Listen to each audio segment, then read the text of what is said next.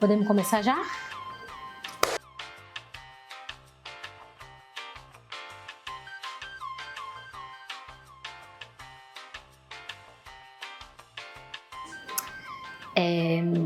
Olha, o que me motiva a entrar na política, eu acho que é difícil estabelecer exatamente um momento da minha vida que eu falo, eu vou ser candidata, eu vou ser parlamentar.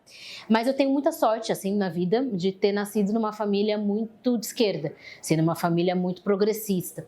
Então, eu tenho uma família que sempre lutou e sempre participou politicamente, mesmo sem ser parlamentar, sem ser alguém, uma figura pública, né? Então, meu pai é um cara que lutou contra a ditadura, que foi preso e torturado, que foi do Partido Comunista Brasileiro, que teve na origem do PT e segue construindo o PT. Eu tenho a minha mãe, que é uma mulher negra da luta antimanicomial, também de luta partidária, também de esquerda. Então, para mim, a política, né, a luta militante, como parte da sua vida, sempre foi uma coisa que não é estranha a mim. Cheguei. E não cheguei sozinho.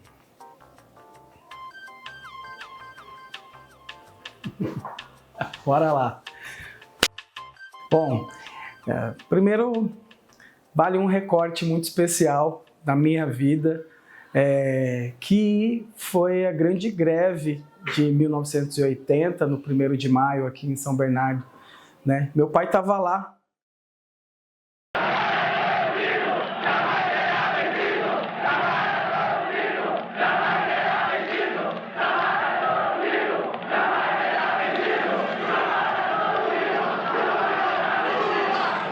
A gente volta a assumir o comando desse movimento para que não aconteça as pauladas que aconteceram ontem. Então, sou filho de um metalúrgico que esteve naquele momento de grande revolução para a democracia brasileira e para a construção do Brasil. E eu sou a segunda geração de um partido político e agora de uma família de militância social para uma pessoa hoje ocupando um cargo público e carregando o bastão aí para promover justiça social.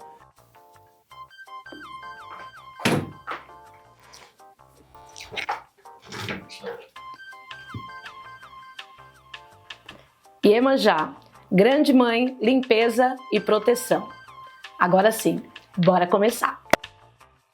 Eu sempre acreditei, fui ensinada na minha casa que a política é elemento transformador e que a política transforma vidas, para o bem e para o mal. Então, a minha motivação para entrar na política, ela foi gerada pela ausência. Quando eu não me vi representada nos espaços, eu entendi que era a hora que eu precisava me colocar para que eu pudesse representar aquilo que o meu corpo, a cor da minha pele, que o meu feminino representa na política para fazer as transformações necessárias. Para mim, o processo de eu me filiar ao PSOL teve a ver com junho de 2013, né, que eu estava na rua também, né, que foi um processo que tem até hoje um balanço polêmico na esquerda brasileira, mas que eu acho que foi um momento de muita abertura e de muitas redefinições.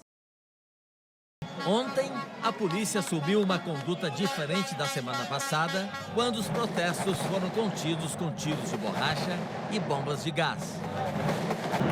A maioria das pessoas deve ter a minha idade, 20 e poucos anos, 18, 19 anos, está todo mundo aqui na rua. As pessoas dos prédios de escritórios estão jogando papel picado, lá de cima. Eu acredito que, depois do golpe de 2016, o Ananias, que era um militante envolvido em questões sociais e preocupado com a vida em sociedade, política no nosso país, passou a entender que precisava ter uma responsabilidade, uma missão nessa caminhada. Hoje, o Senado Federal tomou uma decisão que entra para a história das grandes injustiças. Os senadores que votaram pelo impeachment escolheram rasgar a Constituição Federal.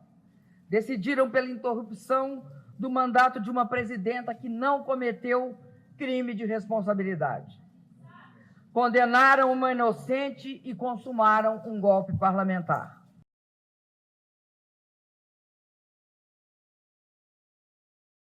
eu estar aqui nesse espaço não é uma garantia de superação desse sistema, mas é uma ferramenta de pressão, é uma ferramenta dos grupos que pressionam por uma nova sociedade.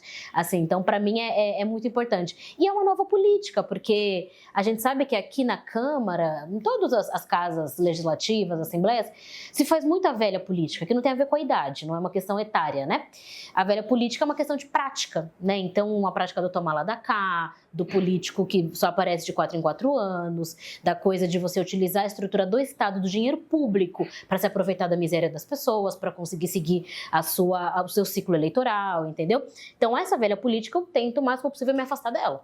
O processo eleitoral ele é difícil para qualquer pessoa que se coloca como candidato, mas as mulheres e as mulheres pretas que decidem disputar esse espaço, elas sofrem ainda mais. Primeiro porque o recurso que é destinado para as nossas candidaturas, eles não são suficientes para fazer a disputa necessária. O segundo é porque você precisa reafirmar a sua capacidade para poder fazer a disputa. Então, o desafio no período eleitoral, ele é gigantesco, ele é maior e também ele apresenta inúmeras dificuldades e agora, depois de eleita vereadora, duplica esses desafios.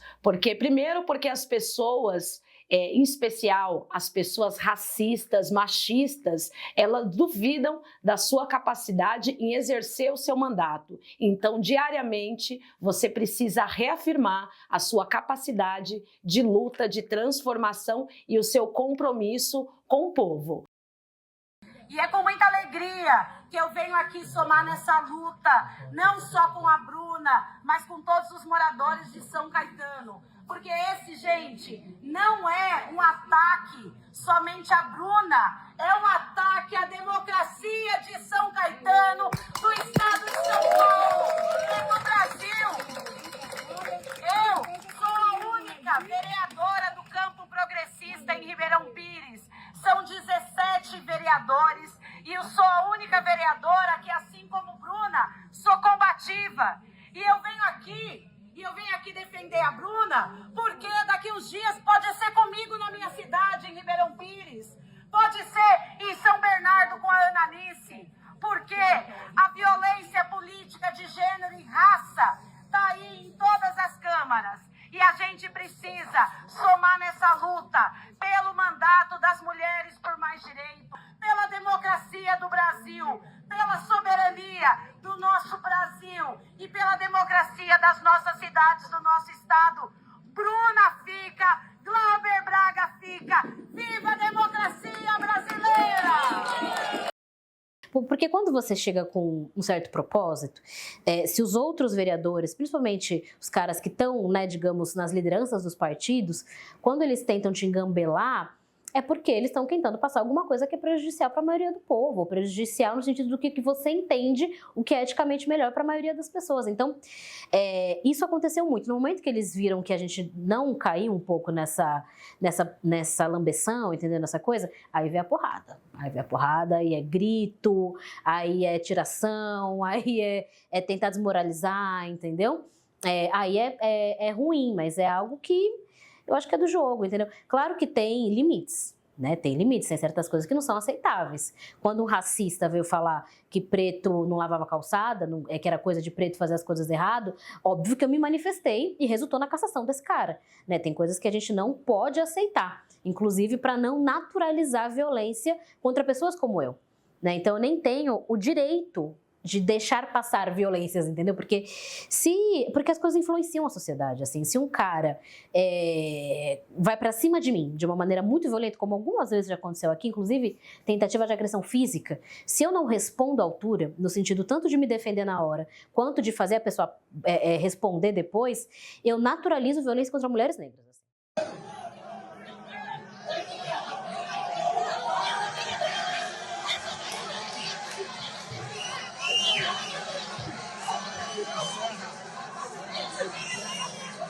Pessoal, queria agradecer as mensagens de solidariedade que eu estou recebendo, de cuidado. Muita gente acabou vendo o vídeo durante uma audiência, me intimidando fisicamente. Teve que ser contido por um outro vereador, vocês podem ver isso no vídeo. Isso é reflexo do desespero absoluto que os vereadores aqui da base do Ricardo Nunes estão nessa votação de privatização da Sabesp. Eles sabem que a população é contra, não aguentam a população falar que é contra. E eu estou defendendo contra a privatização, por isso também a violência. Porém, se eu fosse um vereador homem de esquerda, eu tenho certeza que ele não viria com essa intimidação física, assim como ele veio para cima de mim. Por isso, nós estamos entrando na corregedoria da Câmara para que ele seja punido, para que responda por violência política de gênero. Nós vamos ir atrás disso. Obrigada pela solidariedade de todo mundo, obrigada pelo apoio, mas ele vai ter que responder por violência política de gênero.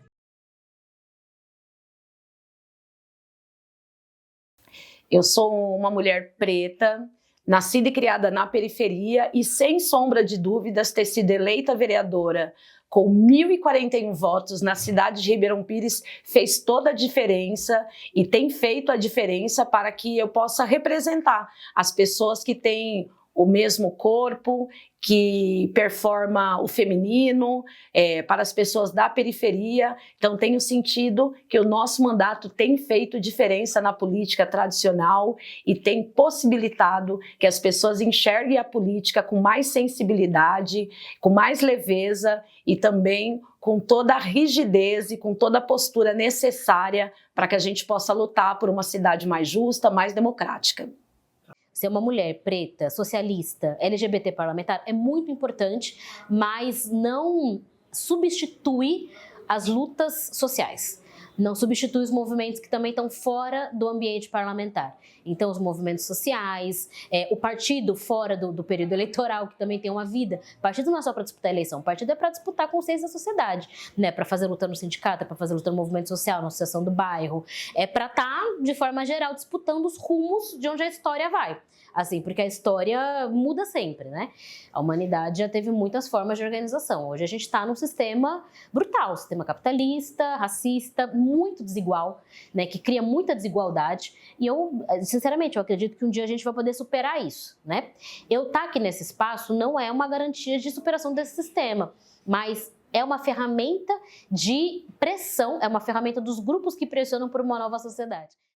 A Corregedoria da Câmara Municipal de São Paulo acabou de aprovar o relatório pela cassação do vereador Camilo Cristófaro, aquele que falou que não lavar calçada era coisa de preto. Aqui está o documento da Corregedoria endereçado a mim, que fiz a representação pedindo a cassação, e ao vereador Camilo. Agora, esse relatório pela cassação irá a plenário para votação dos 55 vereadores.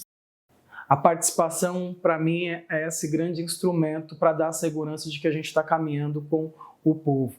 Mas também olhar para trás e respeitar aqueles que vieram antes é também essa segurança para saber, olha, nós temos um princípio e estamos desenvolvendo um projeto em conjunto e, por isso, não estamos nos perdendo no meio do caminho. E é fácil de acontecer isso aqui.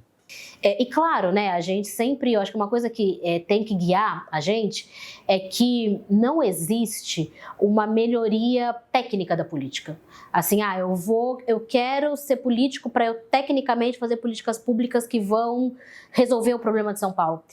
Porque técnicas, tecnologias, políticas públicas inovadoras, todas elas existem. Todas elas estão disponíveis. A gente não conseguiu acessar por interesses políticos, que tem a ver com poder, maioria e minoria. A gente poderia já ter alcançado uma situação de acabar com a insegurança alimentar em São Paulo. Isso não acontece, não é por falta de políticas públicas ou técnicas, ou técnicas de organização social. Tem a ver com um interesse financeiro, de gente que se beneficia financeiramente e socialmente da desigualdade.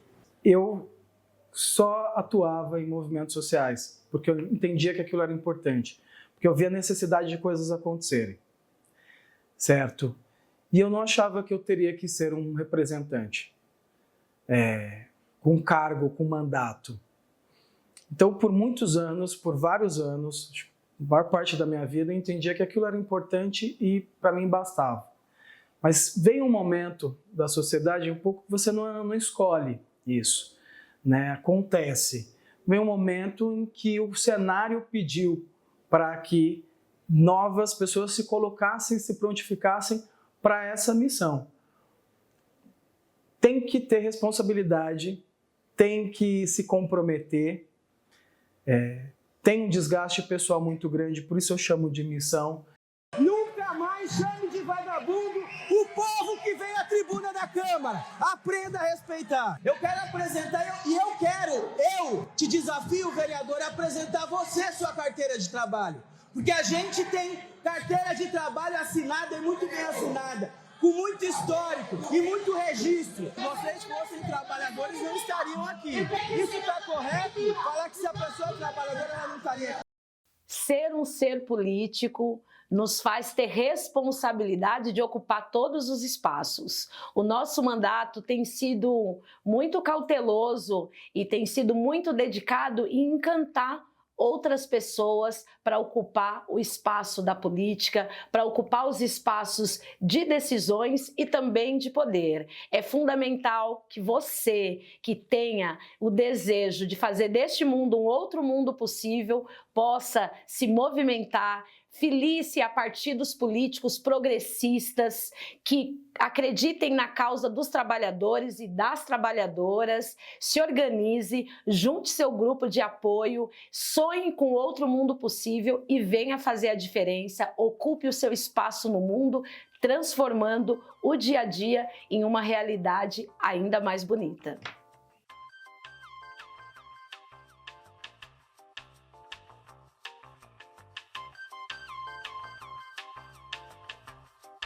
Faça uma faxina interna e livre-se dos maus pensamentos e dos sentimentos ruins que têm gerado as más atitudes. Abra espaço para o amor maior em sua vida e verá que tudo brilhará conforme seu merecimento. Axé. Axé.